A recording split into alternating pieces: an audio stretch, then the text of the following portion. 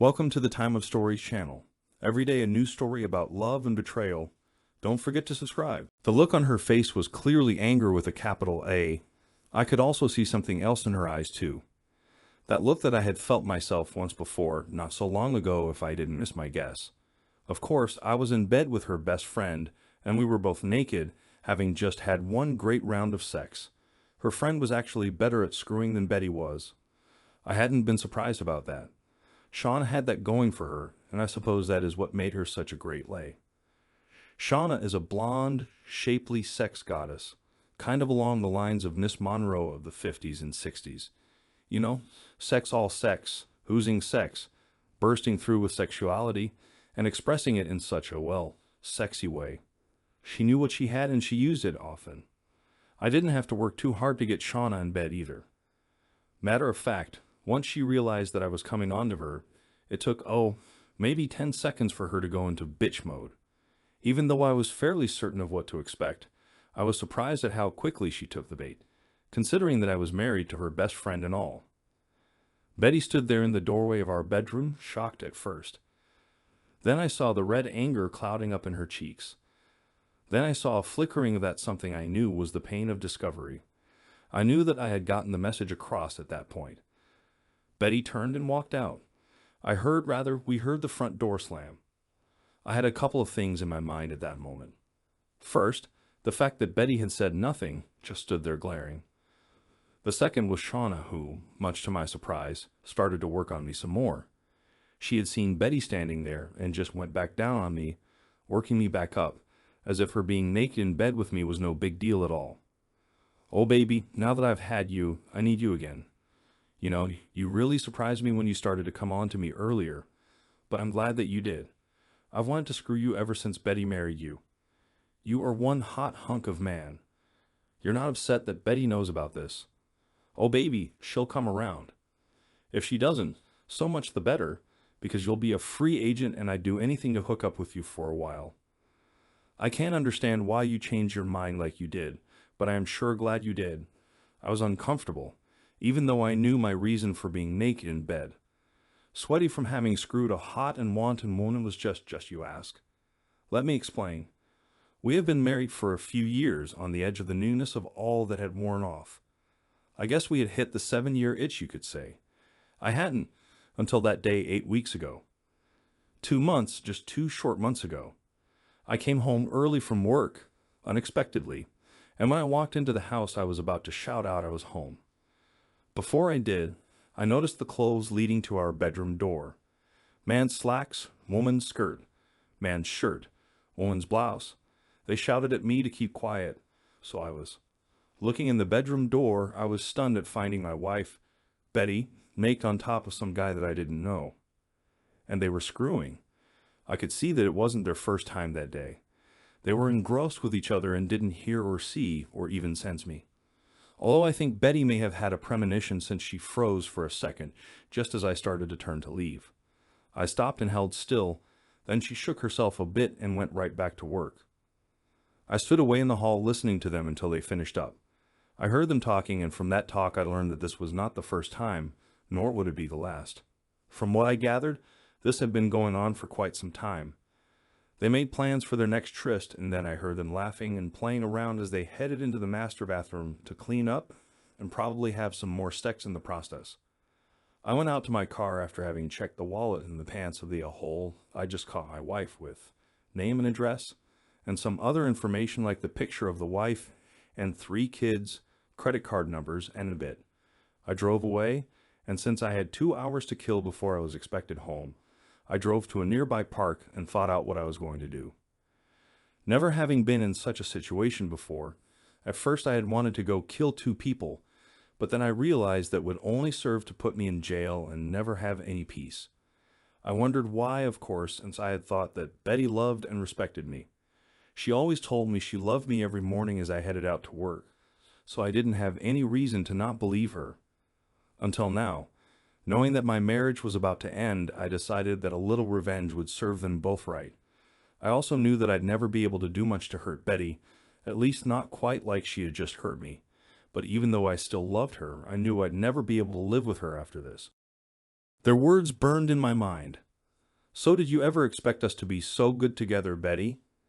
Oh no, Sam. You're so perfect. I mean that too. Everything about you is perfect. I wished I had met you before. I really do.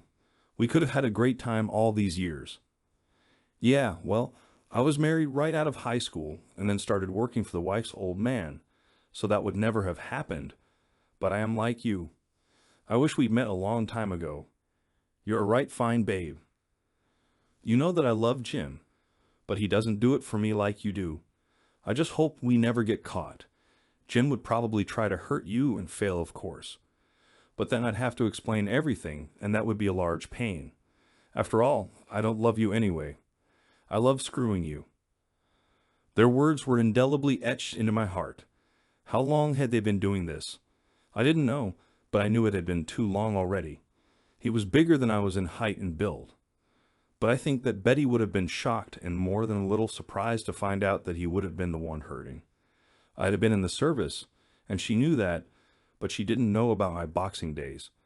I kept that from most people since I had hurt Billy so bad that day. He was still messed up in the head from it, and I just wanted to forget all about what I had done to him in that ring. I had been young and feeling tough, as had Billy. We had an exhibition match, and during that match, he had been talking to me between punches. His banter had gotten to me, and my eyes saw red at one point.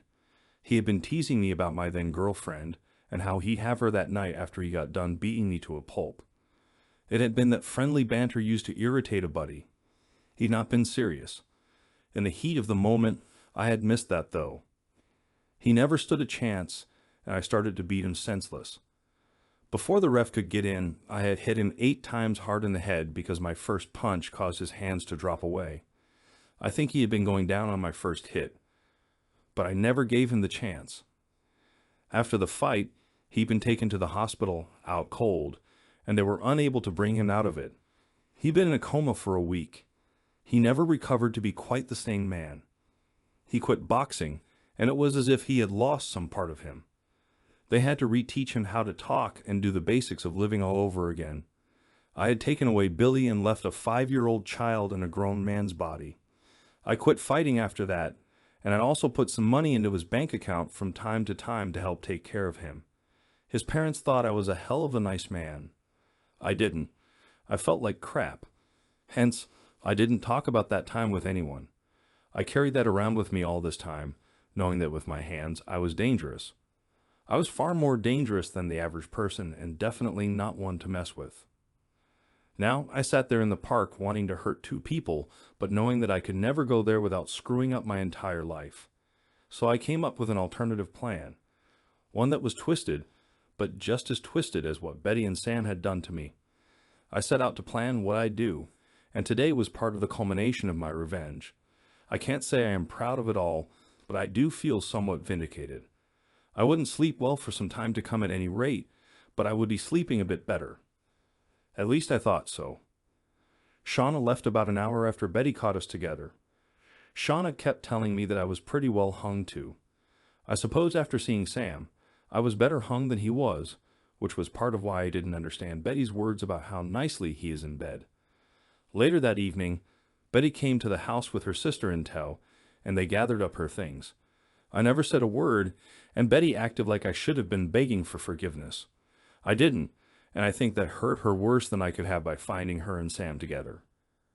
Her sister hung around for a bit when Betty took the last of her stuff to the pickup. Why? Why would you do that to Betty?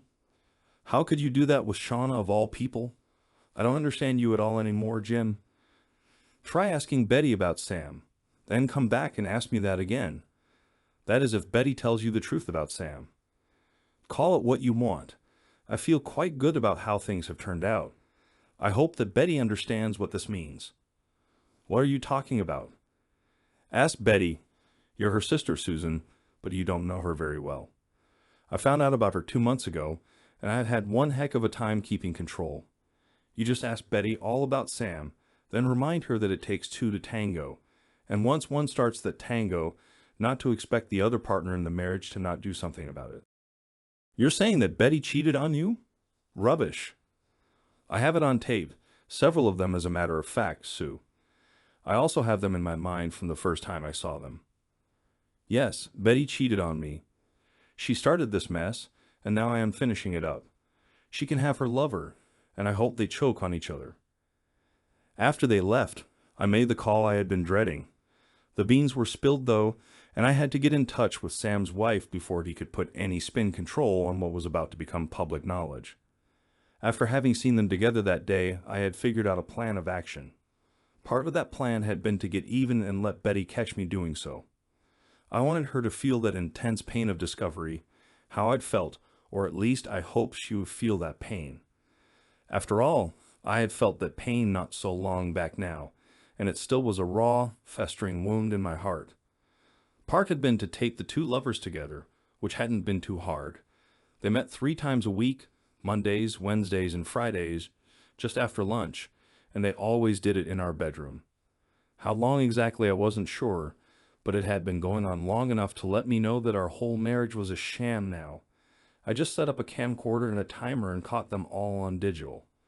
Each time I downloaded it to my computer, I felt sick. It took all I had to go undercover like I did, mainly because I was constantly fighting the urge to kill and maim both of them. I had also moved money around, investments, and other financial items had been addressed as well. After my call to Sam's wife with the promise of copies of what I had on film, I made another call to my bank. I found out that Betty had just learned about the changes, and she had laid into the poor girl there like a tornado. I felt bad that innocent people had to be a part of such a bad scene, but I really didn't have a way to insulate some parts of my plan, moving as fast as I had. I was alone for the rest of the week and actually didn't mind it too much considering what had transpired. Susan called me one day and made me make a date to talk to her. I was reluctant to do so because I thought that she'd be trying to push Betty back into my life, and I didn't, nor couldn't allow that. I loved her still, but that would go away eventually, and what Betty had done to our marriage was too much for this man to take. I didn't know how it happened, and I didn't care either. That Betty had done it was more than enough. My revenge had been harsh, but nothing compared to what her sister put her through after the truth all came out. So Betty turned out to be a foolish woman. I am sorry, Jim. Well, I never expected to hear that from you, Susan. Hey, she had the best man in the whole world and messed it all up by having that tawdry affair like she did. I hope you never take her back, that's for sure. It would serve her right. Then your hopes will happen because I filed. I also gave copies of everything I had to her lover's wife, so I imagine that he'll be suffering right now too. Shauna, why her of all people anyway? You only did it with her in order to get caught by Betty. I know, I asked Shauna about it, and she was quite forward in telling the tale, so to speak. But why did you choose her? She was amenable to my plan, and she lives close by. Matter of fact, once she understood why I was doing what I was doing, she was insistent that she be the one to be with me when Betty caught me cheating. I always thought they were friends. Yeah, me too. Guess not, though. You know, maybe Betty is as superficial as Shauna is, and I just never noticed it. Shauna told me that she had always wanted me, so it was so much better knowing that beforehand. Remind me to never cross you, Jim. By the way, why? My only other alternative was to do bodily harm to them both. I've been there before. Never want to go there again. It still haunts me. What? Been there before? Haunts you? Never mind. Water long since under the bridge, and I won't talk about it now. My thoughts were on that ring that day so long ago. I wish I could have seen the look on her face when she caught you too. I'll bet she was furious. Why? Why what, Jim? Why are you being so darn nice all of a sudden? And why aren't you taking up for your sister? She is family after all. First of all, I was always jealous of Betty when she met you, Jim. I always had a crush on you. Always. Secondly, she had, as I said, the best man in the world. Yet she couldn't be happy with just you. I can't understand what she was thinking at all. Yeah, well, that's something I can't understand either, but for very different reasons than yours, I suspect. You could have left her some cash, you know. Mom and Dad were furious with you until I found out what she had been doing with Sam, and once I told them, well, things changed rather quickly. Dad wanted to kick her out immediately, but Mom managed to stop that barely. I thought for a bit that Dad was going to kick Mom out with her. It was a close thing. Whoa. You know that Mom and Dad had a similar thing in their early days, right? Nope. Oh yeah. Dad caught Mom screwing around on him, and he went berserk on them. Daddy beat her lover to a bloody pulp, almost killing him. He kicked Mom out for a while, but eventually, he took her back. I guess quite a few people were amazed that their marriage managed to survive it. The other couple didn't, though. They were divorced rather quickly. Wow, I never knew that. I guess Daddy was thinking like mother, like daughter. He was even a bit angry with me for a while, too. He got over it, though. It's a wonder that Betty didn't think of that before she strayed. We talked some more, but I wanted to finish up and get back home. Since Betty wasn't there, I had been left with the house cleaning. Things that I had taken for granted when I had been so happily married, that is. Susan, though, wanted to talk. It took me a while, but I finally realized that she was trying to work a way to come on to me. I shut her down as soon as I knew that. Susan, why are you talking to me like I am something more to you suddenly? Look, Jim, just because Betty decided to throw away your marriage doesn't mean that I don't find you attractive and someone I'd like to get to know better. Oh, well, honestly, Sue, I am not interested in starting anything right now. My fling with Shauna was to show Betty what it felt like to have a spouse cheat on you with someone. I'll admit it had a bit of spice, but I found out that I couldn't screw around anymore. At least not until all this stuff with Betty is settled and done with. I am not built that way. You'll give me a chance? I don't know, Sue. I honestly don't know. Maybe. But don't hold your breath. I may end up moving somewhere else. This whole thing has messed up my mind pretty bad. She left, a little wiser and a little sadder, I think. She is a nice-looking lady, and any man would be lucky to have her. But I had an issue in that her sister was too close to home, so to speak.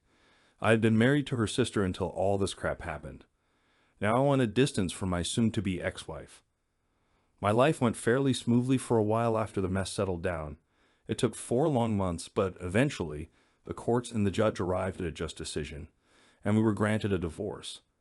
Actually, I was granted the divorce, as Betty at first refused to allow it, then tried to turn it around on me, then finally tried to hit me for more financial comfort. Ours was a typical semi-bad divorce, but I held on, and my lawyer ended up being a good investment. Now I was officially alone and single. I took the alone part to heart hard, though. I had a difficult time sleeping. I was miserable when at home, and I soon learned that I had to get rid of the damned house in order to try to find peace of mind. In the divorce, I ended up with the house, and so I put it on market. I had tried for months to work out living there, but that damned place held way too many memories, now mostly the bad ones, so I realized that it had to go. I found out several things in the process. During the divorce, for whatever reason, the lawyers had used the original appraisal instead of having a new one done, partially due to the fact that at the time the appraisal was to be done, Betty was certain that I'd come around and take her back, so she had told her lawyer to use the appraisal we already had, as it was only 3 years old. Due to that, when the realtor came up with a new value, I found myself suddenly sitting on a house worth half again as much as I thought it was worth. The other thing was that my house was in a hot spot and desired by almost everyone who knew about it being on the market. By the time the realtor had the house listed, there were people lining up to look at it. When it finally sold, 6 couples were bidding on it, and it was all-out war between them to get my house. I ended up accepting an offer that was above the access value by a large margin. Moving to a new job across the country, I was soon in a comfortable, albeit lonely existence. New digs, new people, and new job. All stressful and at the same time, relaxing too. I never thought about Betty too much, although I did think about Sue once in a while. There had been something there, I knew it, but what it could have turned into, I didn't know. Let's hear the perspective of Betty. Here I am, newly divorced and alone, so terribly alone. My lover of the last years has dumped me like the plague and trying to keep from ending up divorced just like me. Once I knew that I had been caught, I had severed all ties to Sam. Too little, too late. In effect, we both dropped each other, but in both cases, well, I had thought that I could turn things around and end up back at home with my husband. And in that, I also found out that the man I had married did indeed have a strong backbone, and he withstood all my grandstanding. Looking back, I can clearly see that I really messed up. I had the perfect husband, one that almost any woman could and would kill to have, and I had tossed him out into the world of available women, all so I could have a little excitement on the side. That was Sam all over, by the way. He was excitement for me.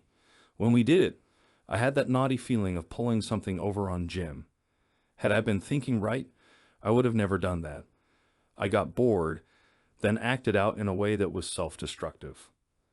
Self-destructive as a drug habit, or becoming an alcoholic, or any number of other things people will do to themselves.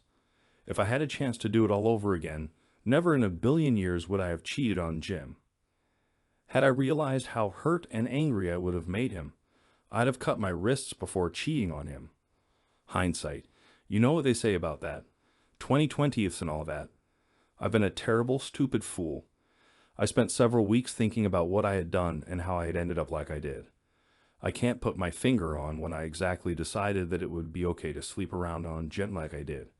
I can't tell you why I would do something so dumb. I can't even claim a blonde moment since I am a redhead. I wish that I could take it all back. Now I am alone and having to figure out what my next step in life will be. I am young enough to start over, but I really don't want to do that. I want Jim back and I want my life back. The life I had before I slept around on Jim and ruined his respect for me. Was it worth it? Heck no. In no way is what I am going through worth all the supposed fun I was having. I sometimes think that knowing what I did, no man will ever have me as wife material again. They may jump my bones, but the good wife part of my life is probably over with forever. I screwed that up, and it's public knowledge that I didn't have my priorities in life right. I don't have any answers for you about why I did what I did. I know that I hurt badly now, that I sleep alone every night, that I hurt my husband, the man that I do. I really do love the most in my life, beyond any hope of recovery. Like water under the bridge, I can never return to that life except in my memories. I've already turned down several dates and coffee offers from men who would like to get to know me. I want nothing to do with any man, with one lone exception, and I drove him away from me. You think that a smart woman like me could differentiate between being a good wife and being a cheap floozy? No, before you say it. I never slept with anyone else but Sam and Jim. Never was tempted. Sam and I met under weird circumstances, and we started up after having known each other for several years. It just, well, believe it or not, it just happened. Neither of us planned to fall into bed, yet once we did, it became like a drug. Our meets were filled with the hints of danger and the excitement of the illicit sex we had. Each time seemed better than the one before. Right up until I was hit with the knowledge that Jim had found me out. Then a black hole spread out around me and engulfed me, sucking me into the depths of that lightless dark that nothing escapes. My sex drive, that once had been quite hot, well, now it's cold as ice. I haven't had an urge for sex ever since Jim found me out. Well, that's not true. I have wanted one man. That one man I chased away. My sister won't be around me much at all anymore. My mom and dad are furious with me. Daddy won't even talk to me yet. The worst thing is my sister. I could see her working on Jim, trying to capture him in her grip. She would be a better woman for him. I'll admit that. Susan has always been the type of woman that will keep her man interested in her and too busy with her for either of them to stray. She is also a one relationship at a time type of woman too. Even way back when in high school, she'd break it off with one boy for a long while before she'd take up with another. I always never understood her that way, but now I can see that I was blind even back then to being the right kind of woman for a man. Don't get me wrong, I love my sister, and if she did catch Jim, I'd be happy for her. Yes, happy, even while I would be in deep pain at losing my husband to her. Someone that I had all to myself, and I failed him totally. I am not the happy person I once was. I am not the cheat I once was either. I learned my lesson. But in my case, that lesson was taught too late for me, and that final grade, well, it came at the highest price. I don't think I'll ever want another man again. I can't have the one I had, and I lost him because of another man. I am done. Jim sold our house, our home. I know that's my fault too. But still it hurts because he's moved across the country and away from me. I'm sure he will find someone else, and that hurts too because I know how kind, good, and wonderful a man he is that I let slip away. That's not right that I drove away. That's it. I drove him away. I knew that for certain when he dropped the check off from the proceeds of the house sale. My share, that is. He didn't have to, but he took the difference of the original appraisal and what he sold it for and gave me half. Even though I had cheated on him as I had, I held out my hand so he could lay that check there. And as he did, the look in his eyes was enough that I just wanted to drop into the nearest hole in the ground and never come out. Where there had once been love and that certain indefinable lust, there was just cold, dark, and anger. Where his eyes had before always been flashing deep blue, they were now a light ice blue with little needles of pain. Sam and I had been having our affair for just over 2 years when we were found out. What started it all, as I remember, was we had a barbecue one weekend evening and Sam, being the new guy at work, had been dragged along with a few others. Jim had been called away just before Sam showed up, and I had taken over the cooking. We had people from where I worked and from where Jim worked there that night, and as things dwindled down, Sam, me, and a young couple were left. The young couple finally left, leaving just Sam and me. I had been drawn to him during the night even more than I had from work. He was one of my departmental co-workers, and his ability to make me laugh had started a fire deep inside. By the time everyone was gone, I was having all sorts of thoughts and fighting with myself at some of the nastier ones that popped up. Sam decided to leave after we had talked and laughed for about another hour. Jen wasn't home yet, and I was feeling buzzed from the beers I'd had. I walked him to the door, and there he thanked me for the invite. I told him I was happy that he had come. The next thing I knew, he leaned in and kissed me. It was a light, friendly type of kiss that should have touched my cheek, but I turned my head at the last moment, wondering what he was doing when his lips touched mine. Sparks. Lots of sparks. I was tingling all over deep inside and fearful that Sam could see that I wanted him. I was able to hold myself together until he had left. That hot feeling of his lips having been on mine, hanging with me until late that night. I knew he was married just as I was. I knew that what I was feeling for him at that instant was what a married woman like myself shouldn't be feeling for a man not her husband. Yet, even though my mind was fighting the implications of what had just occurred, I found myself wanting more. After that, when we'd see each other at work, he'd always have a nice comment, telling me always how beautiful and attractive I was and joking with me. More and more, I began to want something more from our time. But I didn't know how to approach him with my feelings. I didn't want to hurt Jim. I just wanted to have a feeling that had slipped away from me at some point in my life. Sam, without possibly knowing it, had ignited that fire deep inside me. Later that summer, we had another of many barbecues, and once again, Jim was called away. This time, before we even got started with it, so I decided to cancel it. I managed to get in touch with everyone but Sam.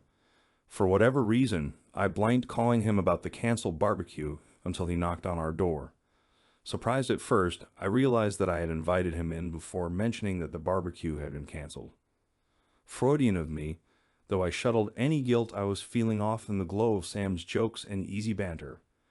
I also knew that his wife couldn't make this one either, since she had flown back to be with her mother who had an operation. He was only going to stay for a bit, and we were still in the doorway to our house. I took his hand and guided him in, hoping that he'd come. As he did, my heart started thumping. I could feel that fire deep inside bursting out, and I knew that if Sam did anything close to right, I'd be screwing him that night. Sam did his part without probably realizing just how worked up I was and how much I wanted him. By the time things calmed down, we were naked and on the bed, having just done it twice. I actually gave a job to him in the living room, where anyone, Jim included, could have walked in and caught me doing this. Laying on the bed naked with him, I felt my first twinge of guilt for having cheated on Jim. Sam must have felt something too, because he began to joke nervously. His jokes soon became several, and then we were both laughing, the guilt gone, washed away with the laughter. After that night, it got hotter and hotter until we both realized that we had to cool our jets a bit, or we'd be caught. So we agreed to meet on certain days. At first, it was once a month. Pretty soon, it was once a week then. By the time Jen walked in and saw me, it had become 3 times a week in my home and stolen moments here and there whenever we could get them. It had become a drug that I was addicted to. I think Sam was addicted too. We both knew that we loved our spouses. We both knew it was wrong. Yet it was so deliciously dirty and exciting neither of us could stop it by that point. I never knew that Jim had caught me and Sam together until I caught him with my best friend. I should have known once I caught him and Shauna that something was up. Jim wasn't and isn't the type of man to fall or climb into bed with any woman that comes along. Right up until my sister told me why I had caught Jim and Shauna together, I figured that my cheating was not even suspected. When I had opened our bedroom door and saw her on top of my husband, I had at first wondered who was in our bed screwing.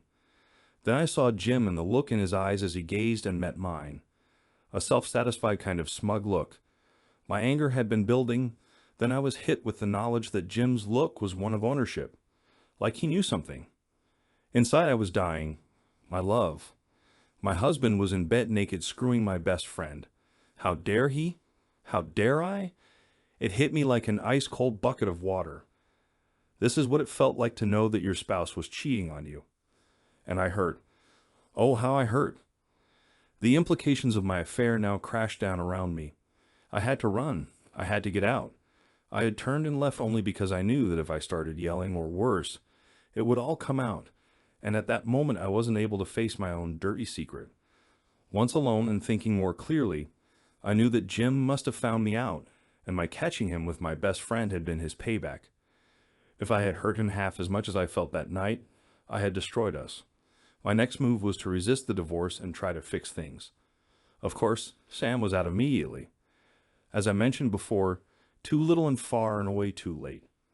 Next, I tried to convince Jim to go to counseling and I'd do anything he wanted. He just stared at me before walking away. I tried everything I could, but between my parents nagging at me and my sister working, or rather trying to work her magic on my husband, I suddenly realized that I had screwed up too much to fix this problem. Having seen Shauna together with Jim in bed, and the smiles on their faces when I walked in on them, I got angry. I know, I had no right to be angry, but still, Jim was my husband. Well, that was my messed up thinking at the time. Bothered by the fact that Jim's wife had been screwing another man in his bed for a long time. Twisted as I was in feeling so abandoned. Though I had brought it all on myself, I tried to mess Jim up financially. That didn't work for beans. Jim's lawyer was known as the best in the state for divorce cases, and the best lawyer I could afford was some guy that wore a cheap, smoky-smelling suit that had an air of mothballs lingering around too. Needless to say, I didn't fare too well. Jim did surprise me though. He relented a bit and gave up some money to me that I never thought I'd see. He didn't leave me destitute, though I deserved to be left that way. So now I am here in this dumpy apartment with noisy neighbors on a not too safe street out front. My job was almost taken away from me, but Shauna, of all people, managed to save that for me. I wanted to hate her, but she had only acted in what was natural for her, and though Jim was my husband, once she knew that I had more or less given him away like I had, her guilt was minimized. We don't talk or hang out. Don't get me wrong, but she did go to bat for me and helped me to keep my job. I guess she felt a little bad for me in some ways. Maybe because my actions had reminded her of how shaky her life was too. Some would call her a free spirit. But most men I would overhear talking about her were more than likely thinking she was a shallow woman, which I guess was true. Of course, now I belong in that group now too. I am not fooling myself. If I hadn't been caught and then discovered my husband with my best friend, I would have still been seeing Sam. I am sure of that. Now, having been caught and having paid the price, the dear price of that hurt each day when I wake up alone, I am aware of one thing. I should have never ever gone there to begin with. I have no excuse. I am an adult woman and I should have been able to resist doing what I did. I can't even blame Sam because I feel that I was the one that initiated the whole mess. I still think of that day when I came home, about to shower up from my meeting with Sam, and found Jim in bed with Shauna. I couldn't believe the pain that engulfed my heart at seeing them together like that. I wanted to shout at Jim, kill Shauna, and scream at them both. Yet I suddenly realized that I had been doing this very same thing to Jim all along. Ashamed, I had just left. I never knew at that point that Jim already knew about Sam and me. If I had, I might have acted differently and begged him to forgive me, as I would forgive him for his time with Shauna. Of course, that was not to be, and I highly doubt that would have worked anyway. Jim is nothing but resolute once he has decided on a course of action. I never thought about getting caught. I never thought about how much my cheating on my husband would hurt him. I never thought about what I was in danger of losing until it was too late, and I had lost it. This whole dark episode in my life has been life-changing and very educational. I know now what it feels like to have someone rip your heart out by its roots and toss it aside. I know what it's like to lose focus on what you dearly love and have to rebuild your life after the fact. During the divorce, I found out things about my husband that I had never known. Some guy he had been giving money to for our entire marriage, for instance. My lawyer had dug deep into his past and found out that Sam and I had been fortunate. Jim could have killed us both with his bare hands. That shocking bit of news was the most surprising thing about my husband I could have ever learned. All the years we were married, Jim had never even hinted that he had boxed or been a semi-pro boxer. I had never heard him tell of the fight where he'd almost killed a man. I'd never heard of him slipping money each month into that same man's bank account, and me none the wiser. As the divorce dragged out, I remember discovering how much of a backbone my husband had too. What Sam and I had done together for our own selfish reasons came back to haunt us. Jim had arranged for everything he had on Sam and me to go to Sam's wife. His divorce was uglier than mine was. Another thing I discovered was that this was not Sam's first time cheating on his wife either. He had been seeing other women even while he was with me. How his wife must have been hurt when he was found out. My guilt was not lessened in this mess, though. I had always had that choice to say no, and I failed in my vows to say that. A simple no silently, for me, was all it would have taken. Talking with Billy's parents had enlightened me in many ways to what kind of man I had married. His actions after that fight had been his penance of sorts, I am sure. But Billy was not a small man by any means. Billy's parents had nothing but good things to say about the man that had hurt their only son so badly. Billy himself had spoken well of Jim. He even refers to Jim as his best friend. I, Jim's wife of 7 years, had never even known. Other acts of kindness my husband had done for many others had come out in my lawyer's investigation. At one point, my lawyer had said that anyone as well respected and kind as my husband was would be extremely hard to dig up dirt on. A statement that was to prove true. The only dirt on my husband was his sleeping with Shauna. That had been pre-planned by him, to show me what it felt like to have a spouse cheat on you. Be true to oneself. I have that at least. Now, after the fact, knowing what being cheated on really feels like, how it tears your heart out and stomps it into the ground, I know I'll never cheat on someone again. Ever. I only wish I'd known it before, though. Oh, how I wish I had listened to that little voice in my head right after that very first kiss on my doorstep so long ago.